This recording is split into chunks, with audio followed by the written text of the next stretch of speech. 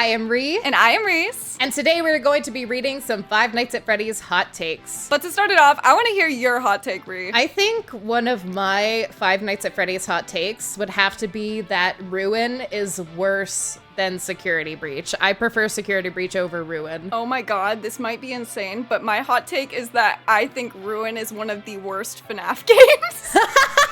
Why are we on the same Someone page? had to say it. Someone had to say it. No, for real. It's just not great at all. Here's the thing. The story, beautiful. Love the story. Love the introduction of the Mimic.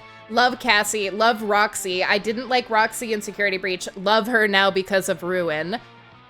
But the gameplay and doing the security nodes just grinds my gears. It's just a copy and paste of the nodes formula in different environments, and it drives me crazy. When I hear that noise that the mixes has shown up, I'm so mad. It just infuriates me. And whenever Gregory talks, I just want to end. I just don't want to play anymore. So this person says, Sister Location is one of the most important games in the whole franchise, and Funtime Freddy is just a twisted version of Afton, and since Baby is trying to be like her dad, maybe, she got jealous of Funtime Freddy. That's why she left Ennard. The Sister Location is one of the most important games in the whole franchise.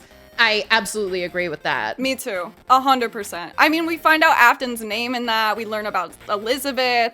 It's definitely lore heavy. Oh, for sure. But the rest of it, I'm not really, it's not clicking. Yeah, I'm not really, I think I just don't understand the take. Okay, the next one is, the toy designs are actually good. A nice combination of cute and creepy. I think too often people look at the Toy Chica simps and weird edits of her, and they just attribute that to the entire toy animatronic design. Exactly. And they just completely discredit them. But I think they're pretty good. They're solid. I prefer the toy designs to the Withered designs, personally. I would agree. Besides Withered Chica and Withered Bonnie, I do really like them. But Foxy and Freddy are not my favorite Withered designs. Security Breach was a good and unique game, and no one should get bullied for liking it. Plus, despite the animatronics not being as creepy as the OGs, the designs are amazing, and 3 of my favorite animatronics came from Security Breach: Roxy, Sun, and Moon. I feel like I have a unique perspective from this just because Glamrock Freddy is also one of my favorite animatronics ever, and he's from Security Breach. But first of all, no one should get bullied for liking any FNAF game. That's crazy. And second of all, yeah, I would say Security Breach is a fun game. Scary? No. Fun? Yeah. No, I totally agree with that. And I think that's interesting that we ask people for hot takes, and the hot take is that nobody should get bullied. I feel like most people would agree with that. Yeah, definitely. Definitely. I feel like the hate for Security Breach has gone down a lot recently. When the game first came out, I kind of understood why people were so upset about it, just because it was such a far leap from anything we've seen previously.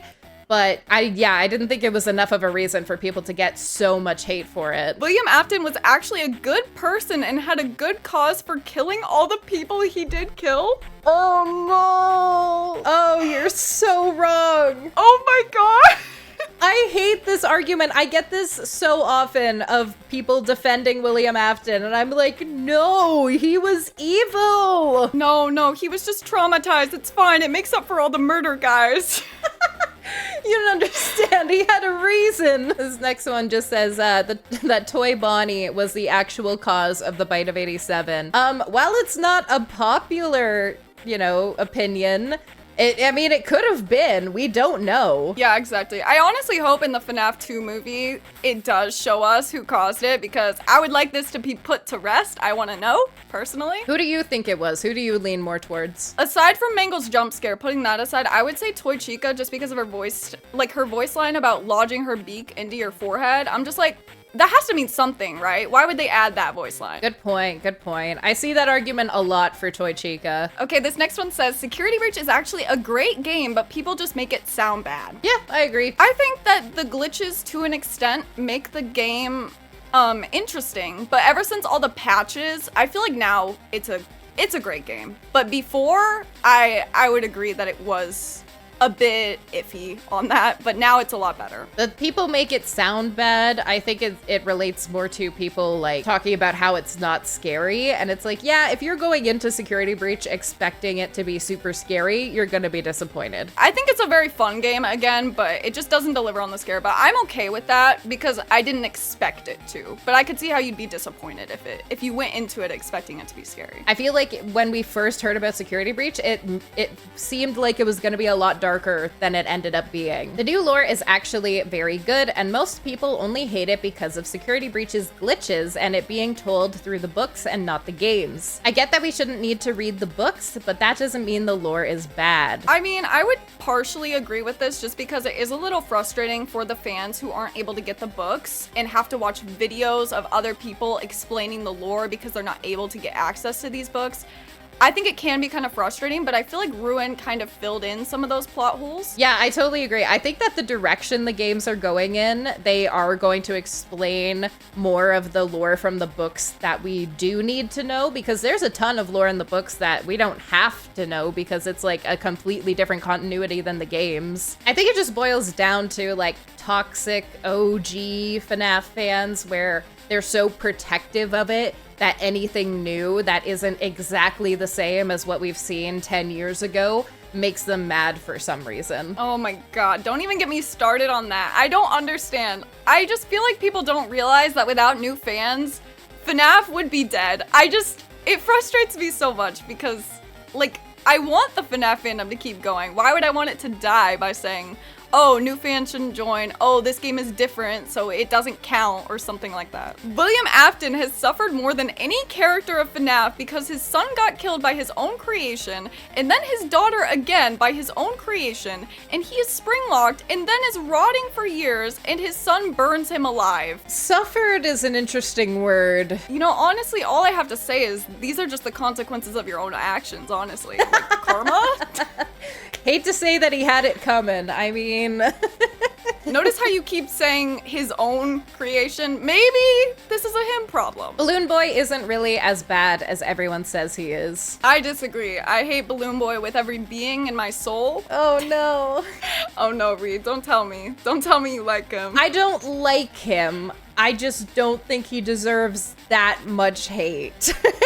Well, okay, I kind of agree. I think I just hate all the variants of him. So if we're speaking including all variants of Balloon Boy, I think the hate's deserved. But if we're talking just FNAF 2 Balloon Boy, yeah, maybe people should cut him a little slack. Yeah, fair. Puppet's music box in FNAF 2 is not annoying. Disagree. Immediately no. I hate the music box.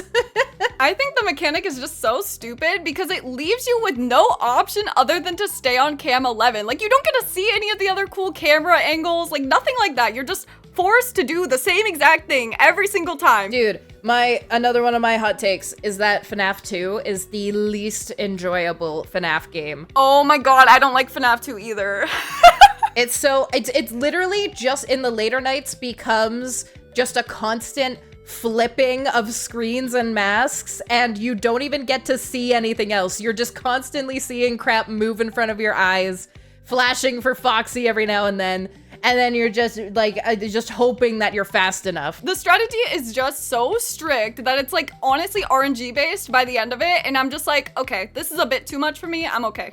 I still, to this day, have not finished FNAF 2. Like, you mean like first 5 nights or more than that? Like just the first 5 nights. I think I finished night 4, and on night 5 I gave up because I could not do it. I'm so bad at FNAF 2. I will say FNAF 2 for me is one of the easiest games. I would say FNAF 1 and 2 are the games that I'm the best at, but it's still so much. Teach me your ways. I don't have the patience. I might have to.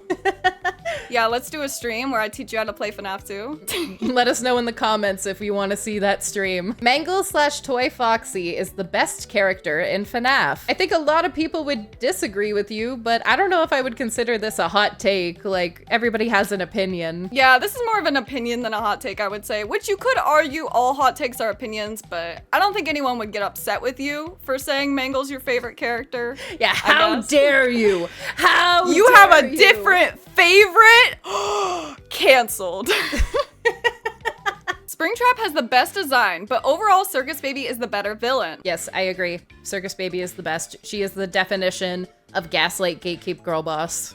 I agree, honestly, but at the same time, I do think Springtrap is a better villain, but I still love Circus Baby, okay? I stand her, but I think overall Springtrap's motives and everything like that just makes more sense for the lore. Fair. I disagree. I think I prefer Circus Baby as a villain just through everything of Sister Location and how she is like manipulative and her motivations being like a victim rather than the perpetrator. I think I like her point of view a little bit better, but again, we all have opinions. This is Five Nights at Freddy's. And then to the first part, Springtrap has the best design. I don't agree with that. I would agree with that just because I like the fact that you can see Afton's body within the suit and it just like shows you this is still a person, but something terrible has happened. So I love Springtrap's design. Gregory is actually Evan Afton in a robot. First of all, I don't like that they used Evan as the crying child's name when it's not confirmed, but I'll let it slide and just say he's the crying child as a robot.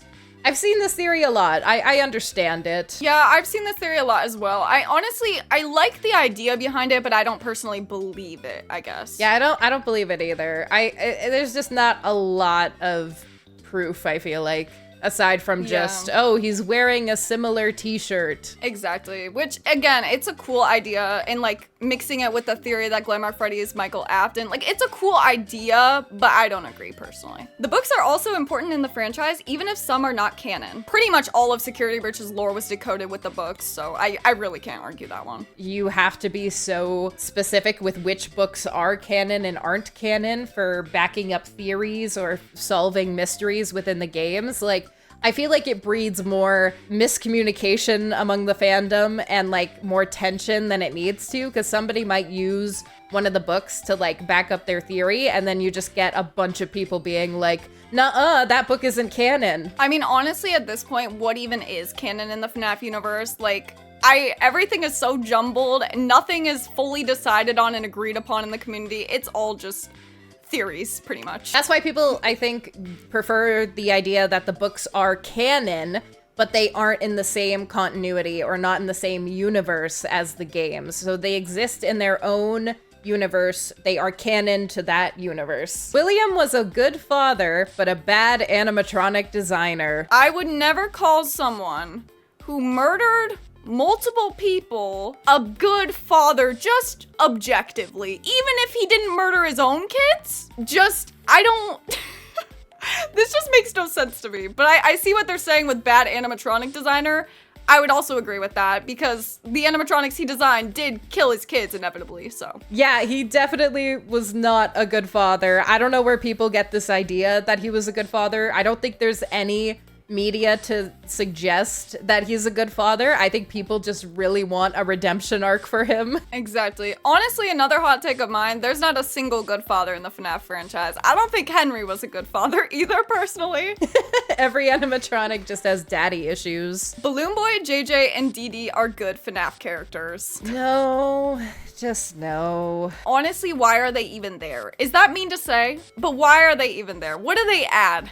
Dude, Dee Dee is like the main reason I don't like Ultimate Custom Night. Like, the second she pops up, I am just infuriated. Help Wanted 2 is the best FNAF game to come out in recent years. In recent years, I would agree. Absolutely. I think it is far better than Ruin, and I think it's a bit more cohesive, I guess, than Security Breach, so I would agree for the most part. Yeah, how recent are we talking? Because, yeah, if we're talking since, like, right before Security Breach, I don't know. I think I still like Security Breach better, but Help Wanted 2 is so fun. Like, I feel like Help Wanted 2 probably has one of the most, like, replayabilities. I think Security Breach is more fun, but I think Help Wanted 2 might be a better, like, just in general video game.